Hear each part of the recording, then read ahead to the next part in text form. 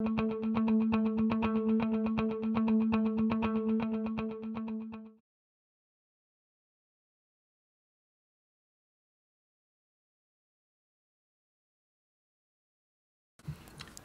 everyone, and welcome to the Loadout. Wow, presented by the Daily Dot. That's capital T, capital D, capital D. Please remember every single bit of that because some of my co-hosts will not remember any of that. I'm certain of that right now. I am your loyal host, Jared Wynn, bringing you one more night of exciting esports news, discussion, debate, diatribes, and general talking about the whole subject in the industry. That's what we do here.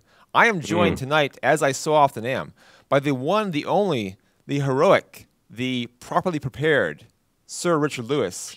Richard, how are you feeling today? Yeah, pretty good. Been out for... Look, I won't lie to the audience, Jared. That would be disingenuous. That's not what I'm about. I like honesty.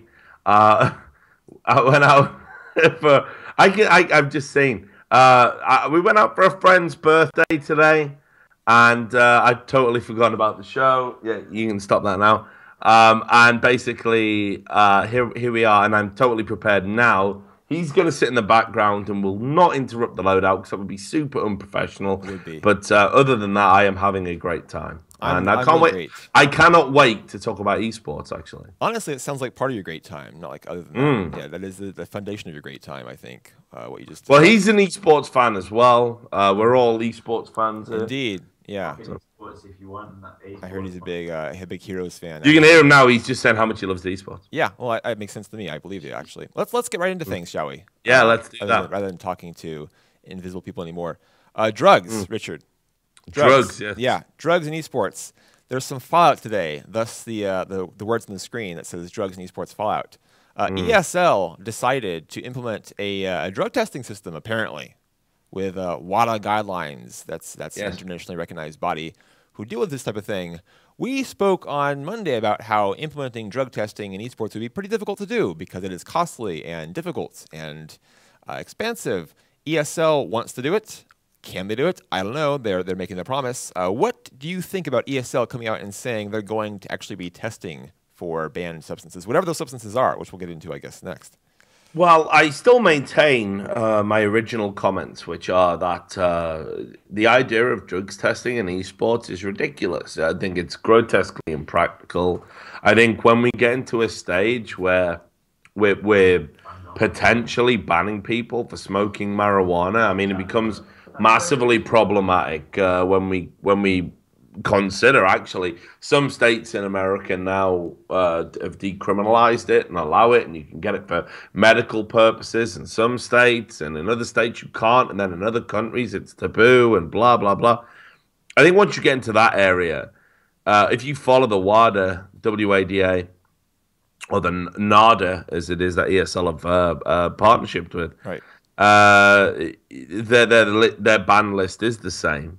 And it will include cannabinoids and recreational drugs like cocaine and MDMA and methamphetamine and amphetamine, as well as prescription drugs like Adderall and everything else. I think once you get into that territory, I don't really see how it can work in esports because, again, I don't want to burst anyone's bubble, but a lot of the esports professionals I know are on at least one of those things at any given time.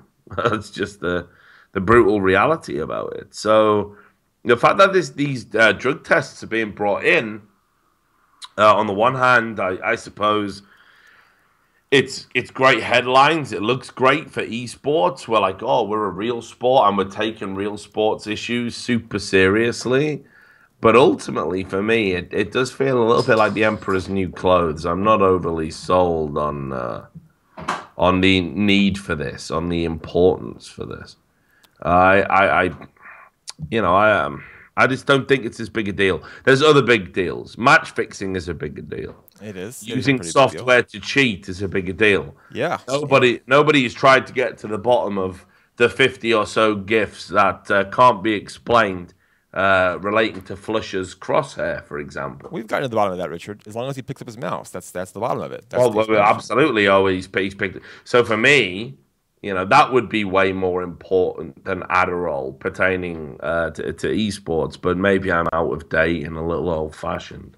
I guess the question is because they actually mentioned in the discussion that they offered that Adderall is still allowed if a player has appropriate need for it to comfort their ADHD symptoms. So I guess it's a matter of, can everyone just get a prescription and then they can have an advantage, supposedly a competitive advantage if this does give you one? This is a problem that's plagued mainstream sports for a long time, and that is that if you are legitimately prescribed a drug that has benefits from a sporting perspective, is it okay for you to take it? Well, I would argue yes, because it's medicinal. But we've seen a number of professional athletes banned for things like inhalers, which have anabolic steroid chemicals within them. We've seen a number of professional athletes banned for taking recreational drugs, which of course have no benefit inside or outside of the game, other than being really cool and awesome to take. I don't know, man. And quiet. And we've also seen a number of examples of people who have taken substances which are in theory performance enhancing, but of course, when it relates to esports, there's been no studies into what actually enhances a performance or what doesn't. So I'm a little bit perplexed, actually. I'm a little, I think we're reaching. I think there's a number of issues before this one I would be keen to address. That's all I said at the start. I can't believe that actually esports is taking this so super seriously and wants to address this issue. Like, for me, a player union has to be an issue we need to get a grips with before drugs testing. And equally, because if you think about how a drugs testing works, you have to declare any medical conditions you might have. You have to effectively pass your urine off to an independent party. You surrender a lot of power, a lot of privacy with drugs testing. There's no player union to balance that surrendering of power. And that, for me, is problematic right now. For example, if I was, a team manager, even knowing that my players were completely innocent and drug-free, when it came down to a federation wanting them to declare medical conditions or wanting to provide urine samples, I'd be telling them, well, absolutely not, because there's nobody there to protect your rights should anything come to light. And that for me shows that it's a classic esports reaction. Right. That's all it is. It's like, what are the headlines? How can we make the headlines go away? Right, well, we're going to do all these things. And just to be absolutely clear, a lot of people are saying ESL are the first people to do this. That's not true.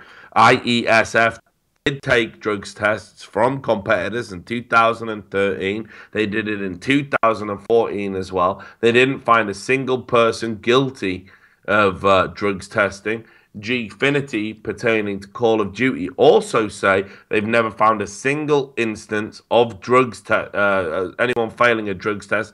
The one person they have found to even be remotely likely to be on drugs was someone that was taking a Pro Plus supplement.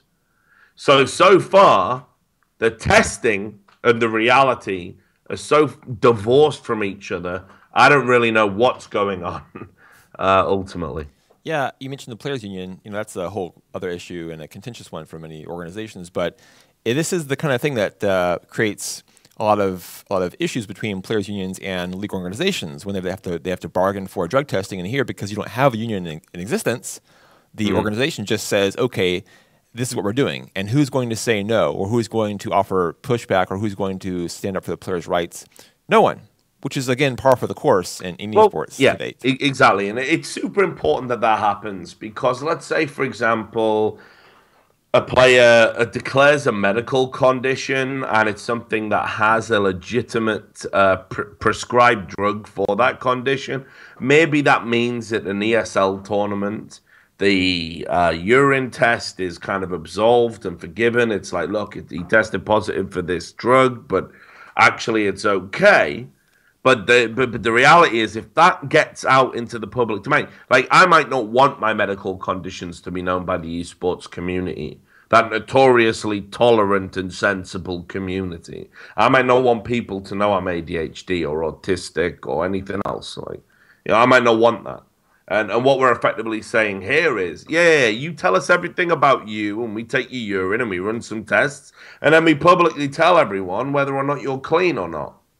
Now, that's all well and good, because that's how it works in athletics, but again, there are barriers. There are repercussions for people that leak information, or if information is leaked about the specifics of one athlete. And we have few protections in esports as it is for our top competitors, and we absolutely cannot allow this to be a further a further infringement on esports competitors' rights. That would be a travesty. Yeah, that sounds reasonable to me. It's hard to say what's going to happen ultimately because, as you mentioned, it is kind of a knee-jerk reaction, I think, by ESL. They are just seeing the fervor that came up over, again, not just the accusations of drugs being used to begin with, but that they were used at an ESL event specifically, that Cloud9 used drugs at an ESL event. So then it's like, okay, ESL, what are you going to do about it? Because they also want to position themselves, of course, as industry leaders. That's pretty clear. They want to be at the forefront of this. They want to put themselves in a power position. So it makes sense that ESL would try to say, "Hey, we're on top of this. You know, we're taking care of the drugs problem if a problem even exists." But the way they're going about it, it does seem very reactionary, which is usually not a good thing for a big industry-wide change for it to be reactionary. My opinion. But I think this is classic ESL and classic anyone in esports. You know, for the longest time, we haven't been interested in solving some of the biggest problems that have plagued esports. But if we can fix something that's a cheap headline, a quick fix, then we'll absolutely do it. And ultimately, having a partnership with WADA or NADA, really easy. That's one phone call. Right. We fix that right now. Yeah? And that's what we do. So for me, look, I don't want to rip on ESL for doing this. If the community says it's a problem and ESL try and fix that problem, I've got to give plaudits to ESL. And let's be real, they fixed it really quickly. Sure. But equally, wouldn't it be nice if when we were talking about players' rights, somebody went, okay, rip their T-shirt off, right? And, the big U was underneath for Union Man, and it got fixed this quick. But it never does, and it never will, because that's to the detriment of people who want to make money out of esports. Ultimately, we can fix the problem of drugs testing because it doesn't really harm anyone in the grand scheme of things. I mean, when IESF told me that they did surprise drugs testing in 2013 and didn't find a single person guilty, and in 2014, exactly the same. When MLG said they've never found anyone guilty, when Gfinity said they've never found anyone, I mean, come on, that doesn't match up. This is like Lance Armstrong coming out and saying, "Well, I didn't get caught because nobody in cycling ever got caught," and that's not true. Right. Lance Armstrong had to have a super sophisticated cabal of people working to basically keep him from being discovered. Everyone else that wasn't that careful got caught. And I just wonder sometimes, are we really interested in solving this problem? I don't think so. I think it's bad headline. It's good headlines to say we can fix it. It's bad headlines if anyone gets caught. Yeah, it's a big story right now, and that's about what it is. And when it's not a big story anymore, we'll see if... Well, I know it's big. Wyatt hasn't written about esports in months, and they've done 2 stories in 3 days. So, huge. There you go. Yeah, that's all you need to know. The number of Wired posts is directly equivalent to how big an esports industry anything is. That's the measure we use here at the LOADOUT, at least. Let's move on, though. As fun as drugs are, we should talk about another fun topic. I know, Richard, you're excited about this one in particular. XiaoWeiXiao, the former MVP, the mid laner for Team Impulse, has been gotten into some trouble for ELO boosting in League of Legends. A bit of an issue there. It's now been admitted he did it. He's like, I didn't know it was quite that serious a thing. There were also accusations that Alex Gu, I believe it's pronounced, the manager the head for Team Impulse, was directly involved in that, which he has gone on and said on Twitter, and I will quote him here, the PayPal is used mostly for XiaoWeiXiao's donation money. It's a PayPal that he was supposed to be involved with himself since last year, and he had no idea what the money was for. Alex says he has no idea what the money was for. Is that really Alex's defense? That is his Twitter quotation, that he had no idea what the money was for, and it was for He had no idea what the money was for. He had no idea why somebody else would be using his PayPal. And he was looking at his PayPal account and money was coming in. And this isn't a guy who streams.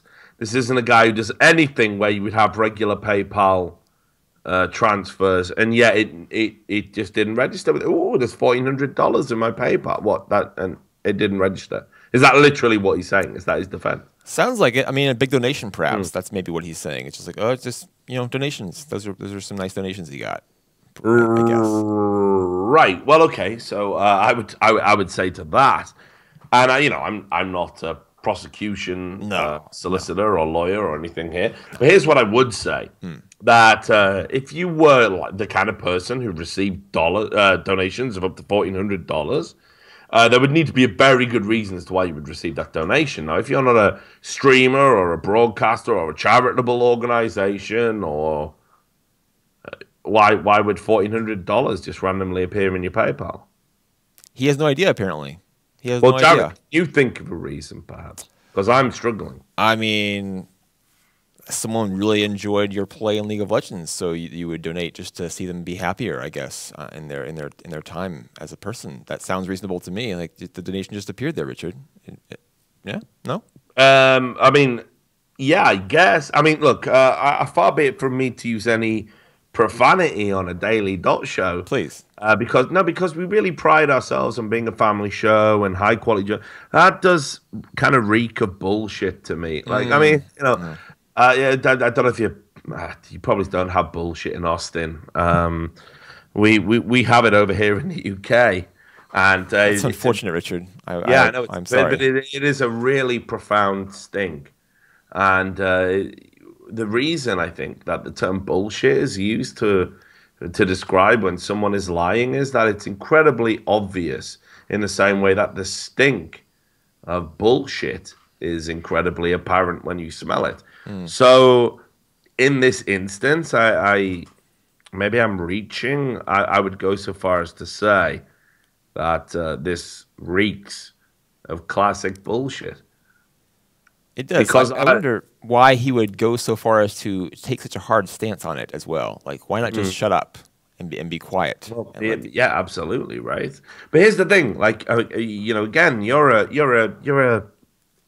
a modern man. You're like me, right? I've got a bank account and a PayPal account, and a lot of my business goes through my PayPal account. Yes. And a lot of business goes through my bank account, and I have to file my taxes every year, and I have to account for all of it. So as a result, I do keep a close eye on it. Now, I've never been in the fortunate position to be able to say I've had $1,400 appear in my PayPal account completely unaccounted for. And just be able to say, must be a donation. Must be. Even though I'm not in a position, when I get donations, they generally correlate to the day I streamed as well. Alex Goo, I don't think streams, does he? Did he say streams? I didn't see that comment. Yeah, I don't think he does. I can't think of a time Alex Goo has streamed. So, again, I think he would really need a better defense than this. But ultimately, let's be real. Do Riot want anyone other than XiaoWeiXiao thrown under the bus? Of course they don't.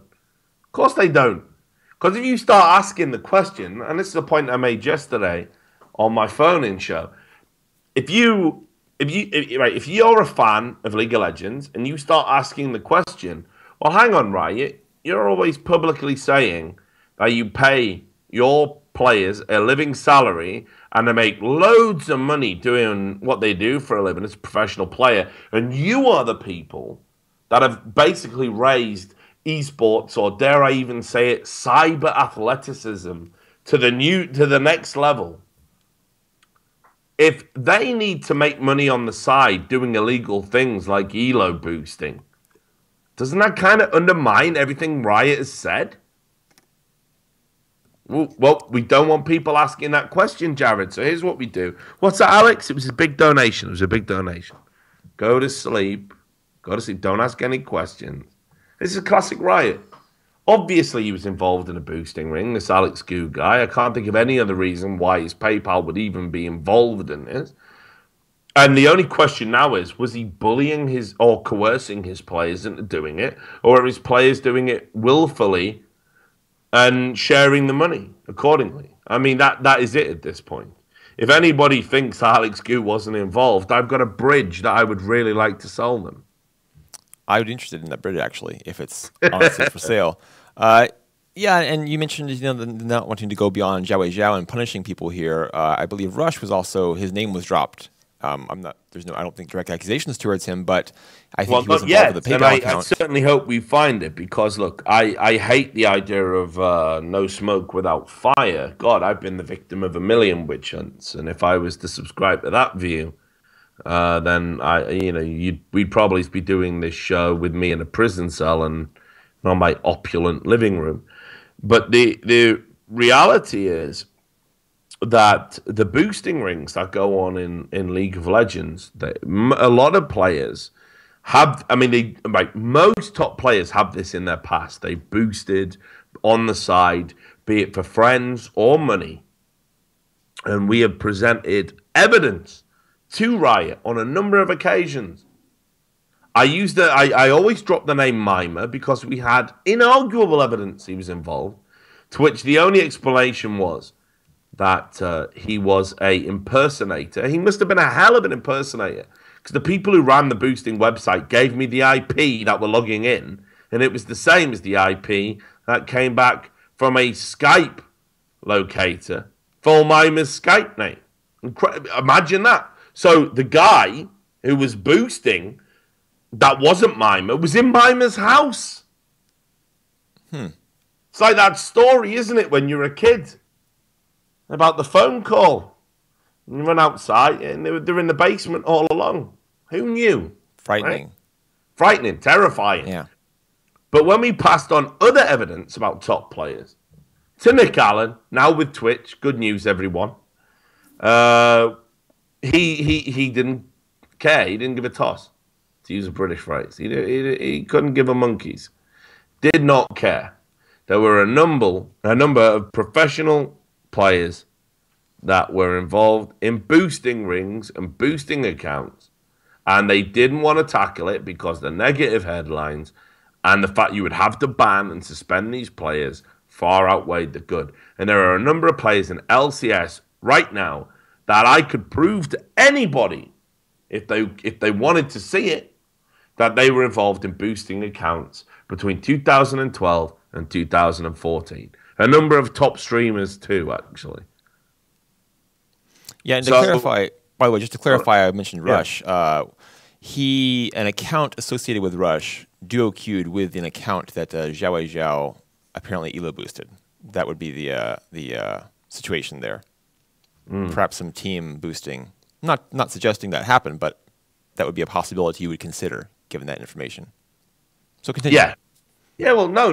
That's really nothing to continue about. I mean, we've known for the longest period of time that despite Riot's selling of the lie that being a League of Legends professional player is some utopia-based existence, we know that isn't true. They actually earn minimum wages without that's just the stipend that Riot themselves put out. They surrender all of their rights to earn that stipend, including image rights and multiple other rights that an athlete would protect if they had an agent or a union looking out for their interests. On top of that, the bulk of their money that they earn comes from streaming. There isn't even a guarantee that an organization who relies on them to promote that organization even pays a penny. There's numerous LCS organizations that literally only pay the players the Riot-approved, Riot-provided stipend. They pay no money out of their own pockets, yet get all the benefit of having elite-level athletes represent their brand in their biggest esports organization on the planet, which again just shows the disparity in power in this particular scene right now. Now, nobody wants to disrupt this. It's great for Riot because it gives them control. It's great for organizations because it gives them a cheap way to advertise. The people that suffer in this are the players. And nobody wants to speak up for players. People like me who do it, we get shouted down and told we're lunatics or liars or whatever, or maybe even in some crazy cases we get banned from Reddit. I mean, you have to do pretty extreme things to do that. But ultimately, the people fighting for player rights are few and far between. So this is just another example of a manager that is ultimately probably going to skate, for I would go so far as to say coercing the players into doing something that makes them money. And if anyone has a short memory, I would like to remind them about what happened with AHQ and Promise, a team that were forced into fixing matches, ELO boosting on the side, a manager that bullied them into doing it, and it drove one player to a suicide attempt where he threw himself off a building. And that manager, hasn't even been prosecuted due to lack of evidence. So if anyone thinks this isn't a serious deal, people need to wake up and realize what's going on in esports, especially in League of Legends, where you have a godlike body that sit above everything else, and the only thing they care about is profit margins. And it's unfortunate that it can be very serious, and yet we are unlikely, I would suggest, to see a lot of really thorough investigation beyond finding someone to take the heat for it and then just moving on from there. I could be proven wrong. We could see Mr. Alex given some swift and decisive punishment upon more evidence being unearthed. We could see other players perhaps drawn into this as well. We'll see. But I would be surprised if we saw more than XiaoWeiXiao taking the fall, basically, for this. We'll see. We'll see. I won't make any bold predictions in that regard. Here's what I hope. Again, just final point. If XiaoWeiXiao does take the fall for this, if it's all laid on him, I'll be the first guy knocking on his door saying, look, mate, time to throw some people under the bus. And believe me, I'm the guy to help you do it. Right. Yeah. So, we'll see if it comes to that. We'll see. We will see. By the way, speaking of League of Legends, a little bit of a happier story, I suppose. Fnatic, they're now one game removed, one game away from a perfect regular season split. That's it, one game. It is, of course, against Unicorns of Love, their chaotic foes from the final of last season split. Do you see it happening, Richard? Pretty simple question. 18-0. It would be incredible. Like a massive talking point. I don't think it'll be ever done again. And Fnatic have got to the point where, like, you know, they are literally on the precipice of history. Now, you can't bet against Fnatic ever, because they have been bet against their entire careers. These rookies came together, a group of Korean nobodies, young players, you know, like, there was only really Yellowstar that you would say is going to hold this team together. Everybody wrote them off. I remember back when I had shows, back when it was profitable to talk about League of Legends, back when you could talk about League of Legends without the powers that be trying to stamp on your throat for doing so. Those were the good old days. And in those good old days, I used to run a show called First Blood, and we had people on that show, and there wasn't a single person saying, I think Fnatic are going to be really good. Everyone was like, oh my God, they're going to get relegated. It's so bad. It's so, what have they done? There were people on the League of Legends subreddit saying, oh, well, I guess this is the day I remove my Fnatic flair. Like, proper, just like, you know, suicidal shit. Like, they were queuing up to jump off the bridge. They thought, literally, this is the Wall Street crash in esports terms. That's heavy shit. Yeah. Yeah. It is a dark example, for which I apologize. I keep forgetting this is a PG-13 show. But ultimately... Not with you here, Richard, please. It's never PG-13 with me. But anyway, so ultimately, the problem you've got is that nobody gave these guys any credit. Nobody thought they were going to win. Like, nobody. Just, it was... And then they started winning. And then it was like, okay. And there was a few excuses, like they beat Elements, they beat Rockhat, and everyone was like, well, Elements are on a downslope. They're having a bad season. Rockhat have got lots of internal problems. It's not really clicking. And then they just kept winning and winning and winning. And everyone's minds were just like, what's happening? What's happening? This doesn't make sense. It doesn't make sense why a substitute Korean jungler is one of the best junglers in Europe. It doesn't make sense that Honey, a player with no competitive experience, can go in the top lane and smash everybody to pieces. It doesn't make any sense. Nobody could make sense of what was happening. But then they had a great season. And we're like, well, that's beginner's luck, right? That's beginner's luck, dude. Sure. They just had a great season. Everyone underestimated them. Even H2K did well this season. I mean, come on, beginner's luck, blah. Then they went to Worlds and they had that 3-2 series with SKT. I mean, that right there tells you the pedigree. And they did that with Steelback. Then they removed Steelback. They put in Reckless. And everyone's like, yeah, well, that's going to disrupt everything. Because the thing about Steelback is, like, he has no ego. He's, like, super passive. And nah, they were just amazing. It seems like every game they played, there wasn't even a close game. It was like, yeah, Fnatic are going to win. Fnatic are going to win. Fnatic are going to win. So they now on the precipice of history, being the only team ever to have a perfect split. And it's Unicorns of Love. A team that's proven in the past that they can take maps from them in extended series and beat them. They're not going to beat them. No? History's going to happen, dude. Okay. They are the least predictable team in the LCS. Doesn't matter. No. But they're not. They're trying to move away from that. They've undergone all of these changes. Like, they haven't even got the jungler that they wanted this time. They haven't even got the jungler that they wanted. It was meant to be Dan. I don't know what happened there. You know what they should have done? Should have brought in Meteos. Well, again, just to give a bit of... because, I don't mind people knowing. This is what's actually going on behind the scenes. Please. It's all about waiting for Horo. So, Horo will be the jungler, but in the meantime, they're going to have to make do without. I suppose they'll try against Fnatic. They will make the attempt.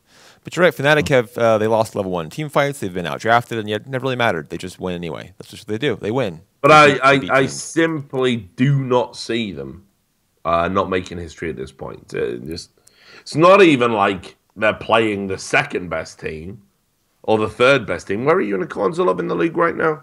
They're up there, actually. They're not quite to the Origin H2K spot. They might be right behind them, actually. It could be like a 4th place.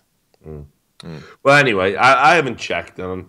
It's just irrelevant within the discussion. Like, Fnatic are so far ahead of everyone else in Europe. They will batter anybody. You could even say right now, like, okay, to win the 18-0, we're going to pull out some serious bullshit, like R-Type, right? Like, where you beat one guy and you think, oh, I've won, and then you have to play a mega guy. And then you're like, oh, I've killed the mega guy. Oh, there's another guy? A super mega guy? You could do that. You could have them play, like, Unicorns of Love, and then you got to beat Origin, then you got to beat Elements, or whatever, just to win.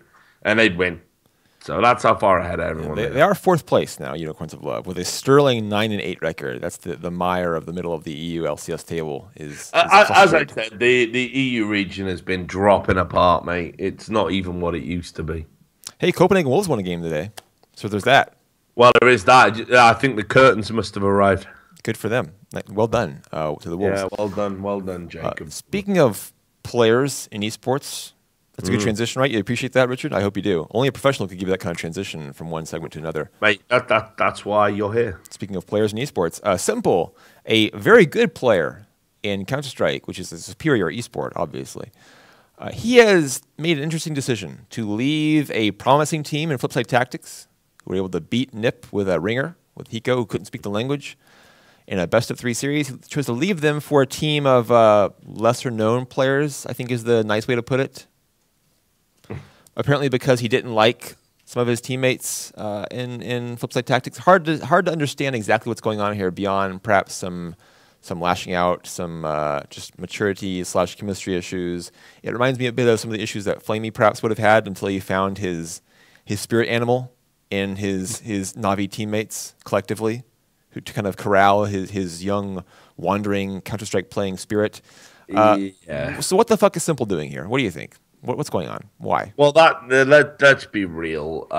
He knows that there's zero chance of him joining a top team because of his ESL ban.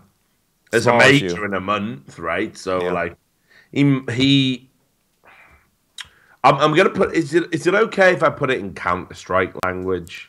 That's what we're here for, I believe, Richard. Good. Okay. So he has joined a group of shitters. I believe is the term, and he's just staying warm until January 2016, Right. when he can join non-scrubs in actually winning things and being a serious. Wait, hold on, Richard. You mean you don't believe his rhetoric about how it's a promising young team, they're going to go places and so on and so forth? You don't really see that happening? You don't think that's... No, I don't even think Simple believes that. Okay. In fact, I think they're clearly players that he's probably known before he hit the big time. I believe so. I believe there are some past teamates of his, some comfort picks, you might say. So, well, no, this is the equivalent of an NBA player who has, won championship rings, deciding because he got a ban for drug use to basically play with a pickup team of people he used to play street ball with back in NY or whatever. This is like literally what's happening here. Excellent. Well Simple is so far ahead of those people. He needs to stay warm. He needs to be involved. He's dictated. It can't be with Flipside anymore. And I think fair play to Flipside, because I thought he was a little bit out of order, raging at some of his teammates. Even if he's right, you shouldn't necessarily do it publicly. But he's too good a player to be playing with these guys. Yeah, the behavior was not constructive, I think we can say pretty well, it definitely isn't. No, it definitely isn't. And don't get me wrong, it's the end of Flipside. Without Simple, I don't think we'll ever talk about them ever again. Just go find Hiko and get him up on Russian, and perhaps they can make another run at it. Yeah, I can see Hiko basically. Hello, Kingwin. Yeah, not going to. No. The thing was, because I work for Twitch, I've been watching all your games, and I watched this one game. In fact, no, it wasn't one game. It was 10 games, and Fox was really bad. So maybe you can employ me. Maybe he just watched their games in general and found Fox to be in poor form. Why would they limit it to 10? I think 10 is a conservative number, honestly. I definitely think that Hiko, a man who is absolutely shameless when it comes to just, hey, give me a job. Again, it's not even worth making a reference because no one will understand it, but he's like Yozza from Boys from the Black stuff. He literally will not care. He will do. Look, hello, yep, I want a job. I want that job. Fox is terrible. I want a job. So Hiko will be on a very different team, and perhaps a team that even speaks English. You're questioning his loyalty to Nihilum, Richard? Really? Dare you? I think history has shown that Hiko is an opportunist. I couldn't blame him. Disagree with me all you want. God knows I had numerous death threats from Fox fans, actually, today. Just today, already, before the show, actually. We released the By the Numbers, me and Thorne released the By the Numbers podcast. Were you unkind to Fox, Richard? Well, we just said he was statistically the shittest player in the team, which is true. I mean, and it was like, stats don't prove everything. Everyone was called Nuno. That's all I'm going to say. All the death threats were all like, hey, my name's Nuno Ferreira, and I think you... Yeah, okay, cool. So you're not biased then? No. Never. So a lot of French fans, you're saying. A lot of French and German, sounds like. Yeah, it's classic, mate. It's the classic. You can't insult Fox, mate. You can't. Well, they only have one. They only have the one, Richard. Come on, you got to give them. Who else is there for the dear fans in Portugal? Portugal had some great players in Source. If only they respected Source, eh? They had, I think, a couple good, decent runs in Counter-Strike like a decade ago. At some point, like a long time ago. Hard to remember that.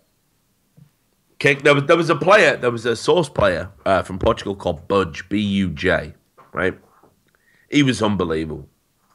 He would have been amazing in any version of Counter-Strike, and people forget this. So yeah, just putting that out there. I appreciate that. I'm sure the Portuguese fans appreciate that. They really. No, they don't. They all want me. They definitely all want me to die because Fox is the king. Right? Well, Richard, speaking of Counter-Strike and shitters, let's talk about the British scene. Yes. Infused. What a segue. Now, that is your best segue Thank right you. there, Jared. Yeah, that's what I'm here all night. only for a while actually, but I'm still here long enough to deliver segues like that just to you, Richard. Infused have made a new pickup. Easy Skins have a new sponsor. These two teams infusing, if you will, the best talent that the British scene has to offer today in CSGO. I predict a future in which they'll be together for at least a month. One of them. I give them that at minimum, I do. Richard, any thought at all that either of these teams could do anything at any tournament outside of the Gfinity UK Premiership events that are going on, or whatever they're called now? Any chance at all for either of these squads from your heart? So here's what I will say. The British scene, it's terrible. I mean, it's just awful how far it fell. These definitely represent kind of the best players. I mean, kind of. I mean, okay. So first of all, you definitely need Rattlesnake to be the captain of any UK team. He gets a lot of flack from Counter-Strike people. He was horrifically misquoted by HLTV.org. He just said that he didn't feel that NIP had a world-class AWPer, which of course they didn't, because it was Fifth Lauren picking up the AWP. At the time he said it, and he said he felt they might need that if they were to become a truly world-class team. And of course, everyone derided him, like his nip kept winning, like, haha, UK scrub, you're an idiot. Now we've entered an era where pretty much every team does have a top team does have a solid AWPer.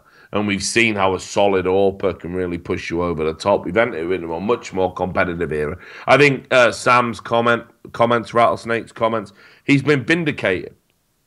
But of course, no one's ever going to say that in Counter-Strike, so whatever.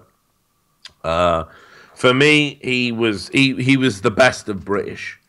Here was the reason he was in the top one, our best 1.6 team when he was in Dignitas, our best CSS team when he was in Birmingham Salvo, all of the best UK teams in Source, post CGS.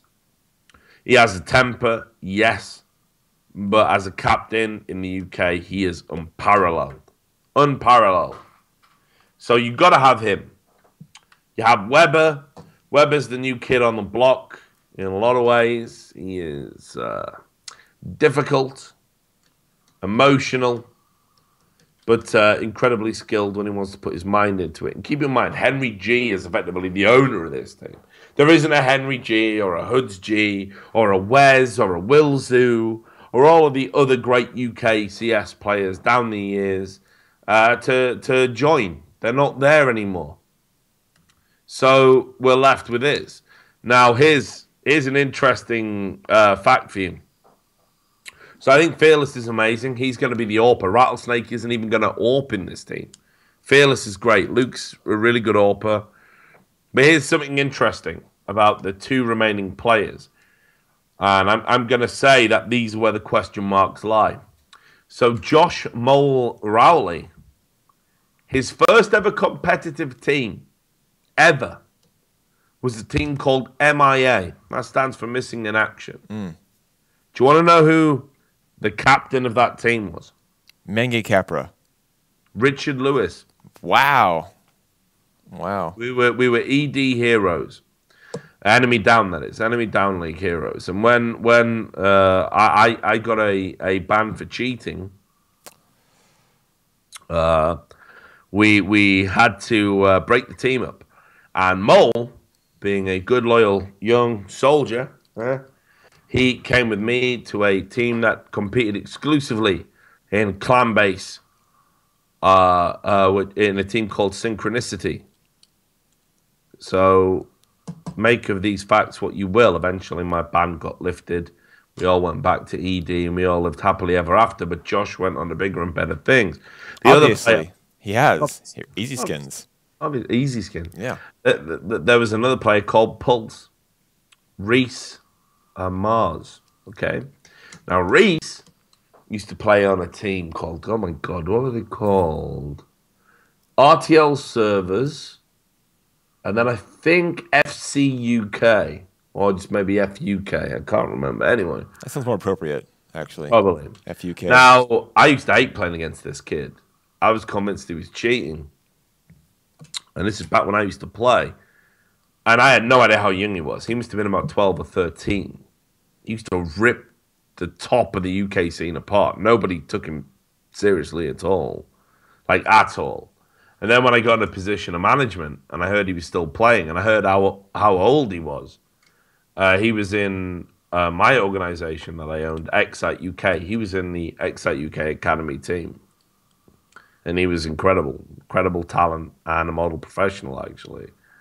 So I don't know about those two guys. I got personal history with them. I think it's a hell of a step up for them to be world class. But in the absence of the big names, this literally is the best CS team in the UK you could probably put together and probably assemble. Do you say that with a smile or a frown, Richard? That this is the best team you could assemble in the UK? It's definitely a frown. I mean, Okay. we used to have amazing. In Source, we were amazing. The Brits were amazing. Birmingham Salvo, for me, better than even Very Games. That team wouldn't have lost a game to anybody. Wes, even when he played 1.6, like if you went through and you were looking at like the Neos, the Forests, the Get Rights, and then when you went through the HLTV rankings of like top players, there would just be this one name in 1.6, Wes. And you'd be like, who's that guy? And it was this UK player who, whenever he played, his performances were so ridiculous, even in 1.6. He was on a par with the very best 1.6 had to offer. We did have talent back in the day. Well, even going back to 1.5, like going back many years ago, Infinity Esports, Four Kings, I mentioned Mania Capra, Harriman, Quack, Wright, some classic names if you've been around. I mean, don't get me wrong. I mean, let's be absolutely clear here. Back in the Four Kings days, Manja Capra and Harriman, when they were the duo, Manja Capra, who did play for the original Birmingham Salvo lineup in Season 1, and in fact, CGS wanted Manja Capra to be the GM, the general manager of the franchise. And he turned it down. He went, I don't want to be no general manager. I want to win. I want to win a big title. And that's how Odie got the job at Birmingham Salvo. Manja Capra, when he was at Four Kings, top organizations from around the world used to offer Manja Capra insane contracts. A great player, always. Stand out. Yeah, and he turned them down because he wanted to stay in the UK and he wanted to stay loyal to Four Kings. And as a former Four Kings manager, I'm very well aware of the history he has to that organization. So we haven't always been bums in Counter-Strike, but this is an all-time low, basically. So. Well, we did have if you missed it, and how dare you for missing it, we had, although it's not even a VOD anymore, unfortunate, Richard did outline for us a good, solid plan to build the UK scene back up in Counter-Strike with very thorough machinations and processes. I was very impressed myself. But unfortunately, we don't have enough time for that today. So if there's any government officials or people who can put that into effect, perhaps next week you tune in, you return to us here on the channel, and you'll get Richard's explanation of how to fix British Counter-Strike. And in doing so, really fix the world, I think. Well, until then, of course, I have to give my daily mandated drugs test, which is going to... You do. I think we're going to have some awkward conversations on Monday morning. I see you passing the flying colors, Richard. The things we test for are not in your arsenal, I don't think. I assume not, but I could be surprised. We'll see. If you enjoyed Richard's appearance, please come back to us on Monday and follow the channel, by the way. He joins us on Mondays. It's the thing he does. So back here on Monday. But don't go away just yet. We have a full League of Legends show to follow in the next hour.